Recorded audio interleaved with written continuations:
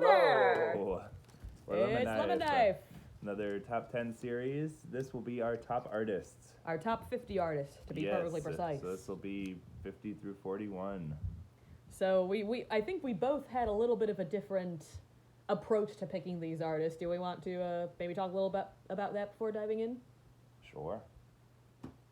You're first. I picked the good ones. Explain your approach. Okay, well, I picked not every artist on my end was picked purely, like, solely from song by song. Some of them were picked because they have great songs and they're producers and they're multi-instrumentalists, etc., etc. They're just musicians. You know, certainly I had to like things by all of them and a fair amount of things by all of them. But some of them were picked for slightly different reasons, like, oh, they're great live performers as well. They pulled you out of a burning car crash. They pulled me out of a burning car crash. Oh, yeah, that one, well, that guy, I only like number... That's how the Bloodhound gang made it onto your list. Oh, yep. They were even wearing those costumes, too. You have a picture of you in the wreckage, cuddled up in a hospital blanket, posing with them in those animal suits, because they were just coming from the video shoot for The Bad Touch. They're really, really cool guys showing up their monkey suits, you know. They're up there in runner-up, you know. Yeah, what a bunch of dudes. Yeah, but what's your number 50? All right, my number 51 is the Bloodhound gang, of course. Obviously, but, you know. But they couldn't quite make the actual list because they're abysmal. But yeah, not abysmal, but that's for another time. Anyway, I swear this is not because of recent events as of 2022. This person would have been here anyway. But my number 50 is Stephen Sondheim, and this is for the simple reason that he...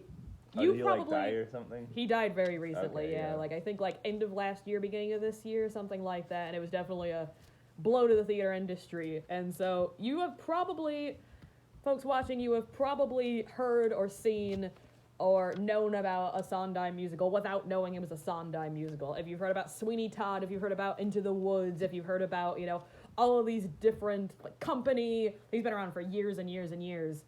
You know, or, you know, wasn't around for, you know what I'm trying to say, but just a great composer and did a heck of a lot for musical theater, so he certainly deserves a spot here, I think, as a composer. Oh yeah, mine is just like rock groups. Otherwise, I could see Andrew Lloyd Webber did both Jesus Christ Superstar and Evita, right? Yes, him and Tim Rice both. You may see them later on. Right, yeah, they would probably be on my list then, but like... Yeah, mine is just rock groups. Yeah, fair enough. But or people, but I think it even might all just be groups. We'll see how these diverge in a yellow wood then, won't we? Starting off with you then. So yeah, Robert Frost, he wrote about Summertime Winter Babe. Yep. And so did Pavement. He wrote about cutting his hair. Yeah, you know, his two hairs diverged on my yellow head, and I cut the one that was less well-groomed, and that's made all the difference. Nobody knows that at the bottom of each of Robert Frost's manuscripts, you see in huge letters, no big hair. The first few iterations of Pavement's record, they're like digital record, not digital, the physical, like, vinyl records all come with one of Robert Frost's hair in the record sleeve.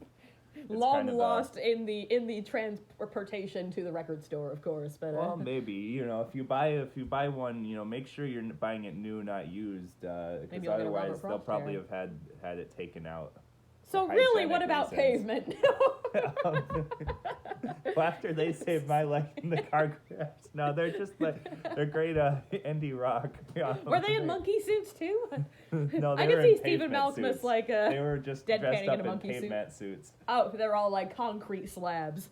Yeah, but they're just kind of this great, like, easygoing indie rock with, like, a lot of weird, like, they're always kind of half joking, half not, but their, like, songwriting is also great, like, kind of just really interesting structures, weird guitar going on.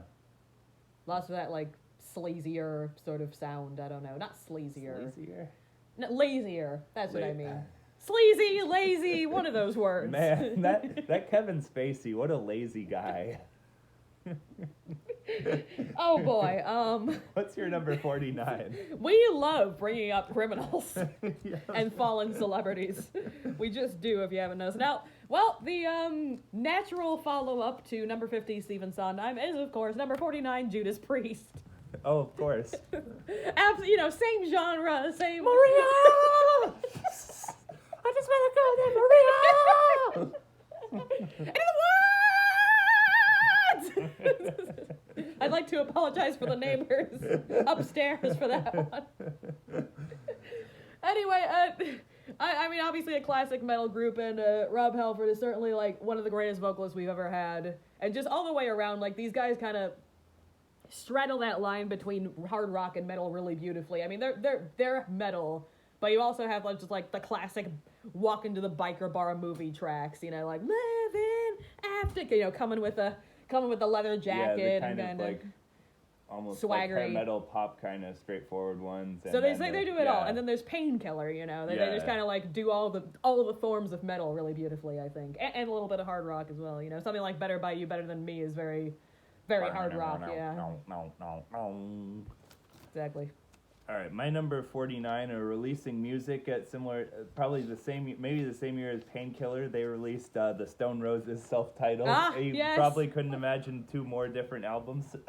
These are kind of, that Manchester sound. They've got like, sometimes they're doing kind of more of like the house music kind of percussion. Sometimes they're doing more of like the drums, but they just have beautiful guitar sound, great jam, really pretty vocals. Like they've got, so many great songs, especially on, I guess, mostly just on that debut album, but that's got enough What was for a that whole joke career. from the, Shaun of the Dead or something? Yeah, again? like, no, don't break that record, it's Stone Roses. Oh, it's Second Coming. All right, then. It's like, it's that one album, really, Yeah. but that was enough to cement them, Although I think Second Coming had Love Spreads, which made our my top 100 list. But that was like the one song, I Yeah. suppose. But I mean, yeah, really that debut album should just put them in history. Yeah, Which so it many does, great songs. Yeah. All right. Number 48. Slightly later era, maybe somewhere in between Stone Roses and Judas Priest comes Green Day at my number 48. Somewhere in between on somewhere- the Richter scale, yeah. Yeah, so probably about a 6 or so. Yeah, I mean, just, classic. It was pop punk when it was good, I think. Like Longview and When I Come Around and that. I think like it was an era of pop punk that I wish would have remained pop punk. It's kind of like whiny, but it's not the dominant thing in the music. It's still like, very melodic, still super catchy. Yeah. The lyrics are aggressive in sort of a fun way. Like Longview is just full of itself, and I love it to bits. Yeah. And then, they occasionally, like, political in, like, a reasonable way. Like, yeah. They really foran a lot of different directions for that style of band. Like American Idiot being, like, a whole rock opera and then a musical and just kind of, like, just a lot of interesting things they've been up to. For sure. Definitely more interesting topics in their contemporary. Like, even on, I think Nimrod's their second album, they're doing, like, Hitching a Ride about alcoholism and stuff like that. Hugely interesting for that, yeah. All right, my number 48 is Television. I guess I'm on a very indie critics' favorite stretch here. And yet they are, you're the little tier, the little bottom tier in your top 50. The critics will not be happy. No, they'll handcuff me or something. I don't know. Oh, are you a critic now? Apparently. All right, so 48 is Television. Then this is really mainly off the strength of Marquee Moon, which is just such a perfect album. Like, every song, or at least 6 out of 8 of the songs are, like, amazing. Just these it's unbelievable. They're all from, like, these few guys and all on this one album. It's definitely hard to believe they didn't get more popular from that. Yeah, and it's like a world of its own. And then the next album also has a few great songs, like Ain't That Nothing, Foxhole. Oh, sure. Some great, like, kind of catchy riffs. Like, they have so many, like, catchy riffs. It's amazing that, like, they never, like, get cracked. bigger. Yeah, I guess people just don't like his voice. I don't know if his voice is really that much weirder than a lot of other voices of the era, even. Yeah, like, is it really that different from, like, Mick Jagger or something, or, like... I mean, it's weirder than Mick Jagger, but, like, thinking forward, like, he kind of reminds me of, like, a Tom York type a little bit, too, and, like, he's been super... Oh, yeah, they're huge, yeah. Yeah, so, like, exactly, so... I mean, I guess how often do you hear a Radiohead song on the radio? Probably not. You don't hear it on the radio, but they just But they're huge, so... But yeah, all that said. All right, number 47 from me. I guess we're back in sort of critics territory here with the B-52s, which definitely was its own. They could have just been their own movement, but definitely belongs to the new wave era of music. But I think they have such a fun style to them. This is definitely a band that rose in my ranking after seeing a live performance of theirs, which is just a ton of fun. Oh yeah, so much energy. Oh, you got to put them on the list based on how many times we get compared to them. Oh my goodness, yes. I mean, I don't think I can name a single show where someone didn't come up and go, yeah, very B-52s on the vocals there. Or just very B-52s, period. Which I don't even know if instrumentally we're that much like the B-52s. I don't think we are that similar. But, I mean, I don't know. It's probably just the way we work together, but... Yeah. I think, obviously, they're just a great band. They've put out a few great, iconic songs, which is hard to do even one of those, so... Yeah, and I think Love Shack was 10 years into their career, and they suddenly had a number one hit. Or and whatever. That song especially still sounds super modern. I think that's part of their appeal as well. It's kind of like a Pixie style thing where it just doesn't seem to age. It still sounds fresh. To me, anyway. Right. All right, my number 47 is the Weaker Than. It's like a teleprompter. Yeah. Oh, we're on 48. Wait. No, we're on 40. We're on 47. Okay, yeah, the Weaker Than. I went first. We're very smooth. we're brilliant the order of videographers. some songs. Yeah, the Weaker Thans are on here, and just amazing. I think I already waxed enough about them on their top 100. So just what Watch our great top 100 scene painters. Oh, What's yeah. your number 46? Number 46 from me is... I've forgotten to. Hang on, it's all stuck together. Doot. Oh, yeah, The Strokes. Which... They've been around a while when I think about it. But How high is Billy Squier? He's not here. He probably could have cracked a top 150. I'll give you that. But anyway, yeah. Lonely is your list when you don't put me on it. No. Lonely. Anyway. Fabulous, indie rock group. Very aggressive form of indie rock without being over the top with it. I mean, how many people have ripped off their guitar sound, really? We queue up Rock Band and we keep hearing this one song that's just this guy doesn't listen to the Strokes. Oh yeah, and a lot of them are also trying to do the vocals as well. Yep, that kind of eternally woken up at 5 o'clock after having a hangover. Yeah, with just that layer of cool on it. I think the production is really unique. Even just everything about them is unique. Yeah, these guys I think were very close to my list. They could easily probably have replaced one of the bottom couple. They're about even there for me. But I think they're sticking around for a good reason. My number 46 is Steve Earle. Treasure. Yes, a national treasure. He's got just I love he's kind of he's country, but he's kind of the kind of country where it's both it's not about driving your pickup down to the yard, and B, I didn't even parody that in one song. I think he must have, yeah. With You Never Even Call Me By Your Name, right? He had the whole segment where he has to write a song. Oh yeah. Anyway, continue. And then he just has he also has a lot more kind of rock elements in his songs. They're kind of closer to rock. But he has a lot of interesting things. Something's got the honky tonk piano kind of sound. But some are really cinematic ones. A lot of great things, and then just fantastic lyric writing. And I mean, you can't not mention his life in general. This whole relationship with The Wire. Yeah, and On the Wires too. On the Wires. On the Wire. On the Wire. Yeah. On the Wires. He's also a tightrope walker. He is a lineman for the county. Something tells me Glenn Campbell didn't make either on the list. No. Anyway, What is your number 45? We're gonna get really accessible here with Frederick Chopin, who is a great piano composer. That's not Chopin. That's Beethoven. No, that's not a classical that's not a classical song. Guess again. No, that's not piano. Anyway, that's Clocks by Coldplay. Anyway, well, I can't mention Chopin without mentioning my mom. She had like books and songbooks of Chopin because she was a classical pianist, and so I would just like dig through them and see what there was there and listen to her play a lot of it. And then we had a CD of Chopin, and so certainly just like a piano composer for piano composers, Has he inspired any of your playing? I wish I could say that. I don't think my playing resembles anyone of classical of note. I don't think it resembles anyone rock of note. I think it is just rudimentary piano. That should be the title of your book. Rudimentary. How to play rudimentary piano with a memoir. Xian. No, it's a memoir. My life in rock and roll. My number 45 is the band who do one thing and they do it well, and this is Rise Against, and they Hometown Heroes.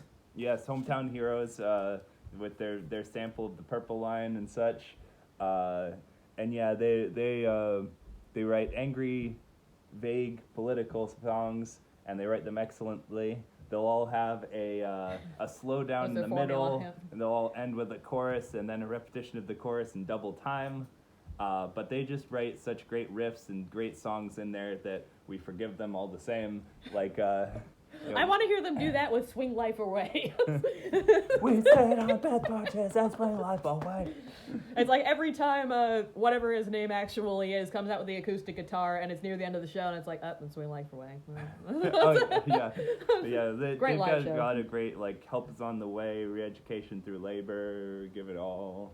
For what they do so For the well. Refugee, They do it the best of, anyone who does that. And like even the songs like that are following a similar structure, like they really stand out because of like their kind of riffs and their kind of their songwriting their feel. is great. Yeah. All right, number 44. I didn't expect these guys to be on here at all, but when I thought about it, I'm like, oh yeah, sure, I guess they are. This is the Cars. I guess once again, it kind of comes down to that one near perfect album they released as their debut. Yeah. But they're such great power pop writers and such great power pop players, and just kind of the way they made a sound of music and you hear it and it's like, that's the Cars. Which I think is important in a great band. I mean, that's kind of that's kind of part of the artist here. It's like, yep, that's the Cars. Yep, that's Chopin. That's Sondheim. That's that's not Chopin. I can say that too, right? No. But yeah, just like what great stuff they did. Yeah, really, that's up there with Marquee Moon in terms of like such stuffed albums. My number 44 is System of a Down. Good choice. Very, very Cars influenced, of course. They're wild. Just what I needed! They're wild. They're insane. They've got just like they're great. Heavily political band. They also all these songs about just being insane people. They're all like kind of really multiple of their albums have tons of great songs on them. Toxicity, probably my favorite of their albums, but like they're self-titled and Mesmerized both have a lot of great songs as well. Great live performers. They're that intense Serge Tankian heat. I definitely particularly enjoy that they're that aggressive and yet still maintain a sense of humor. Yeah, even on stage, of humor, and they still have like such good like song structures. Like they're not just always like exploding. Like they kind of, will build things up. They kind of do a lot of different things with their music. Absolutely, they could have made my list, but they didn't quite. I think they were on the short list. It's because Mia doesn't like Armenians. You heard it here, folks. Number 43 is obviously in a completely similar genre to System of a Down. That's going to happen a lot. It's They Might Be Giants, of course. Yo. Yep, they're just the same people. It's actually a Serge Tankian side project. I'm your only friend. I am not your only friend, but I'm a metal glowing friend. But I'm not actually your friend! Book an area with a white switch who watches over you! Anyway, this is another band that definitely got higher on the list after, well, two things. A, as someone who works with children, gotta love them, that you can't escape them, and you just can't help but love them. But also their live performance as well, like what great performers just Their show is really like much different than you would picture from like hearing their songs. Like they're really playing this whole full big like rock show. They feel like a party. Yeah. Yeah, like I mean, like their album. I like their albums too. They didn't quite make my list, but like even live, they take up another notch. Like they are rocking as hard as like a normal group would be. Or on their album, it's like a drum machine and something. Like they're really like. They're spectacular intense, musicians for just being, somewhat goofy songwriters a lot of the time, So yeah, great stuff. My number 43 is the new Pornographers. That's a little more Cars for you. Yeah, there's a nice Cars-esque thing. So they're just writing fantastic power poppy songs. They've got everyone in the group, super group is amazing. They got 2 different vocalists who I actually couldn't tell apart for. I still probably couldn't pick them out apart, but they both sound good and sound. You just have that problem permanently, I have that problem John. generally, I can tell them apart now, and I haven't listened to them as long. You thought Roger Daltrey and Pete Townsend were the same person for way too long. I just thought they were singing in a different style. Continue. I'm sorry. I'm hijacking you. No. And I would never do that to any of yours. Nah. So yeah, they just have really, like, I think one of the key things to being someone on my list is just the quality of the material, and these guys write such great material. They have their like hidden weapon of like Nico Case, and the other kind of like guest female vocalist they brought in, Nico Case being the main kind of member. Yeah, obviously. Songs like Letter from an Occupant that really kind of add another layer, but they just have such great energy. They've got I don't know whether it's the same guy or different ones, but fantastic drummer, in parentheses. You're probably the motto, a theme of this list. Everything on this list will be, I know much less about the people on my list than you do. I just know their songs really well, and I know the specific subset of their songs that I like really well. And there's like the AC Newman things and the Nico Case things separately too. And they also, both of them have great. I don't know about their like bands before they formed, but like AC Newman's solo group has a lot of solo album has a lot of great songs. Nico Case, great solo material. Destroyer. Yep. Such a metal name for them. Yeah. Suzanne, the truth is. Here's my hardcore Destroyer song. Dark leaves form a thread. Hey, I got an even better one. The Tinseltown running in blood or whatever. Boom, boom, boom. So that's just lying on 2 parts. Anyway, number 42, The Meaning of Life. It belongs to Richard Wagner. Nope, that's Beethoven. Wagner. You know Wagner. You know Ride of the Valkyries. I know Ride of the Valkyries. It goes. Might be the polar opposite of classical music. Richard Wagner is the classical composer to me that comes the closest to a rock and roller. Just the way, how aggressive for classical songs his pieces are, between, anything from Das Rheingold, really, and, but pulling it back every so often, he's just kind of like got that big, powerful sound. Unfortunately, also associated with Hitler, but, what are you going to do? Can't win them all. No, I'm afraid not. My number 42 is U2. This is probably the artist in this top 50 that has the most songs that I hate, because they are very inconsistent. There are a lot of their songs that are just like, ouch. This is horrible. But they also have so many great different songs that all sound great. Like their 80s songs where they have the kind of like the very echoey, chimey guitar. They've got a lot of great songs from that era. They've got great songs from the early 2000s kind of comeback period.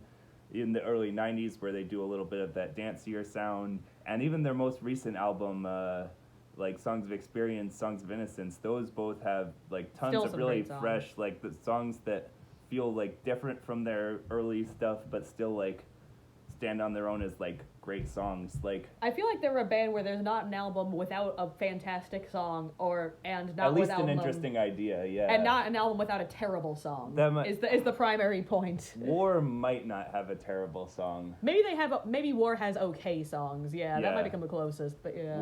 War would be my top album pick. But really, like, and especially a band that's 35 years into their career, still releasing like new things and still know how to do good it. And fresh, and of course amazing live as well.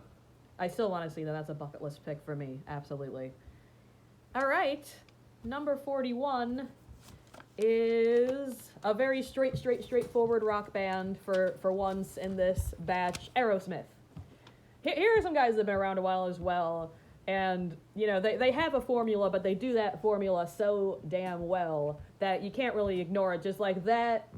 And I think all the same members for like several decades now. Yeah, that they could combination also of definitely people have made my list. They're about even there with the bottom few. That just the combination of people somehow just creates this synergy of straightforward rock that just does it really well. I think like they do a similar thing to AC/DC but a lot better, and they still depart into some crappy power ballads, but also some other interesting stuff. But point being, I mean they're just a great band.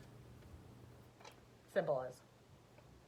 All right, my number 41 is, I guess, this has been a pretty mainstream 10 here. This is, I guess, the least famous of them, and this is the Protomen at number 41.